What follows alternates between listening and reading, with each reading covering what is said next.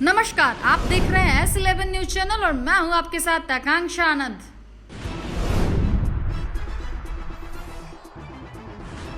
छापेमारी के दौरान चोरी की बाइक के साथ एक गिरफ्तार। नरकटियागंज शिकारपुर पुलिस नगर के टीपी वर्मा कॉलेज रोड स्थित एक किराए के मकान में छापेमारी की गई है। छापेमारी के दौरान चोरी की गई बाइक और बाइक के कुछ पार्ट्स बरामद किए गए हैं। इसके साथ ही पुलिस ने एक युवक को हिरासत में ले लिया है। धराए युवक की पहचान बैरिया गांव निवासी इम्तियाज आलम के रूप में की गई है। युवक से पूछताछ के बाद FIR दर्ज कर उसे जेल भेज दिया गया है।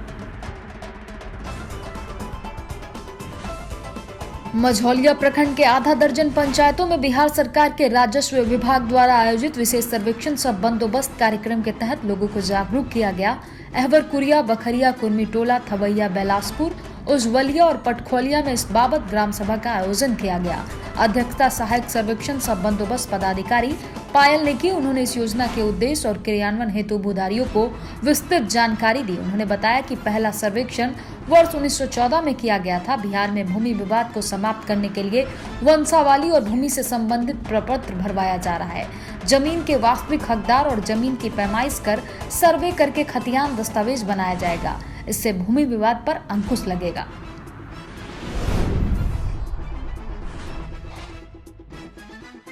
रामनगर SDO राजीव रंजन के द्वारा सर्च अभियान चलाकर हैवी ड्यूज बकाया वाले 20 लोगों का बिजली कनेक्शन काटा गया और साथ ही 3 लोगों पर FIR दर्ज भी की गई। यह अभियान रामनगर के नैरनापुर और पुरानी बाजार में बिजली विभाग की तरफ से चलाकर सख्ती से जांच किया गया। कुल 30 लोगों की जांच की गई। जांच में जिन लोगों का भी बिजली बिल का भुगतान 2 महीने से बाकी है उनका कनेक्शन काट लिया गया और साथ ही SDO राजीव कुमार ने बचे लोगों को हिदायत दी कि जिनका भी बिजली बिल कई महीनों से बकाया है और भुगतान नहीं किए वो सभी उपभोक्ता अपना बकाया बिल जमा करवा ले। अगर जो लोग अपना बकाया जमा नहीं करवाते हैं उनका बिजली कनेक्शन काटने के साथ ही उनके ऊपर FIR दर्ज कर उनको न्यायिक हिरासत में जेल भेज दिया जाएगा।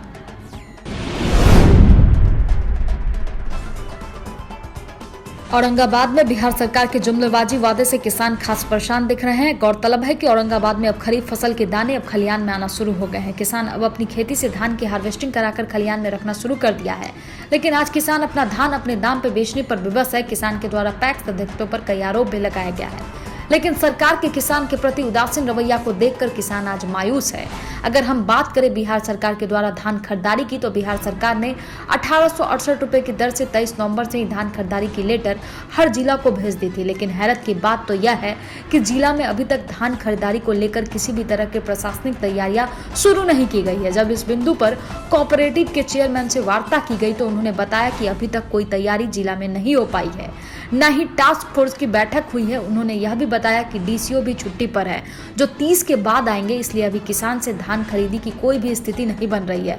हालांकि इस बिंदु पर DM से मिलने की बात भी कही है। अब यह देखना लाजमी होगा कि आखिर बिहार सरकार द्वारा 23 नवंबर से धान खरीदारी की दावे जुमला है या फिर उनकी तंत्र लापरवाह है। अगर तंत्र लापरवाह है तो सरकार आखिर इनमें शिकंजे कहां तक कस सकती है, या फिर किसान को केवल सरकारी दर सुनकर ही संतोष करना पड़े।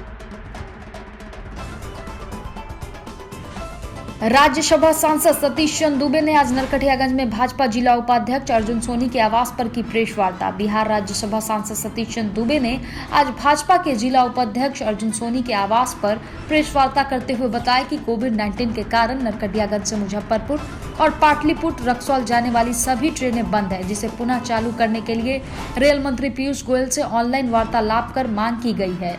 साथ ही मां सीता की जन्मभूमि सीतामढ़ी से राम जन्मभूमि अयोध्या के लिए एक ट्रेन चलाने की मांग की गई है। साथ ही पश्चिम चंपारण जिला के लौरिया से बगहा को जाने वाली राष्ट्रीय राजमार्ग 727 पर स्थित टोल प्लाजा काउंटर पर गन्ना किसानों और अन्य किसानों से वसूल किए जाने वाले टोल टैक्स पर परिवहन और राजमार्ग मंत्रालय को पत्र के माध्यम से रोक लगाने की मांग की है।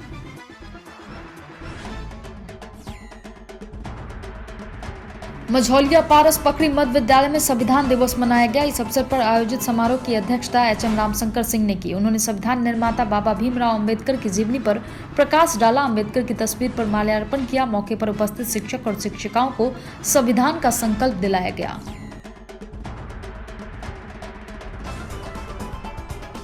पश्चिम चंपारण के बेतिया स्थित उप डाकघरों में पदस्थापित कर्मी कर रहे इन दिनों अपनी मनमानी। मीना बाजार में पदस्थापित डाककर्मी प्रकाश कुमार काम कर रहे हैं लाल बाजार में, और वहीं लाल बाजार में पदस्थापित डाककर्मी दीपक कुमार काम कर रहे हैं मीना बाजार में। जो कि एक बड़ी घटना है। दोनों की उप डाकघरों का यूजर आईडी और पासवर्ड अलग अलग है। दोनों डाककर्मी ऐसा मालूम पड़ रहा है कि एक दूसरे को यूजर आईडी और पासवर्ड आपस में शेयर करके काम कर रहे हैं। विदित है कि अभी हाल ही में संपन्न बिहार विधानसभा चुनाव में चुनाव प्रचार के दौरान बिहार के मुखिया को भ्रष्टाचार को लेकर कई बार चुनावी सभा में लोगों का आक्रोश का सामना करना पड़ा है, तो वहीं कर्मचारी अपनी मनमानी करने से बाज नहीं आ रहे हैं। एक दूसरे की जगह बिना वर्गीय अधिकारी की जानकारी में काम करना एक बड़ी घोटाले की तरफ भी इशारा कर रही है।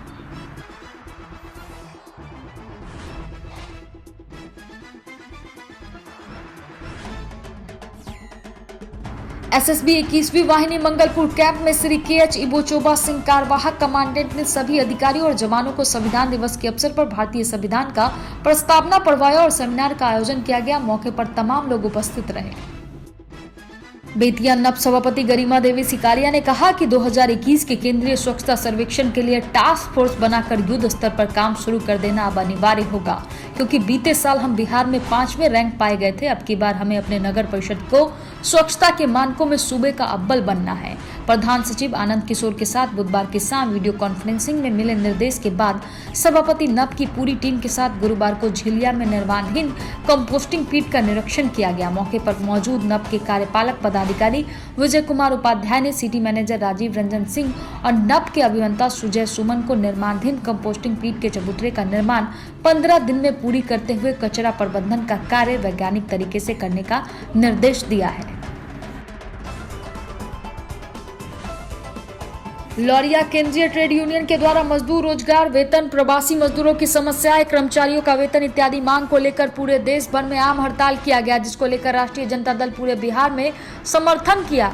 इस संदर्भ में आज लौरिया विधानसभा के अंतर्गत योगापट्टी प्रखंड में राष्ट्रीय जनता दल युवा राजद के द्वारा समर्थन ही नहीं पूरी ईमानदारी से बढ़ चढ़कर हिस्सा लिया गया। राष्ट्रीय जनता दल योगापट्टी के द्वारा आगे भी कर्मचारी, मजदूर, किसान, जनता की समस्याओं का समाधान के लिए लड़ता रहेगा। मुकेश यादव जिला अध्यक्ष युवा राजद ने कहा कि किसानों की समस्या गन्ना से लदे ट्रैक्टर से टोल टैक्स और योगापट्टी सरकारी अस्पताल में दवा फेंकने का मामला सामने आया है। इस पर प्रशासन का ध्यान केंद्रित कराते हुए कार्रवाई करने की मांग करते हैं और अगले सप्ताह तक इन दोनों मामले पर प्रशासन कार्रवाई नहीं करती है तो पूरे लौरिया विधानसभा में बड़ा जन आंदोलन का आगाज किया है।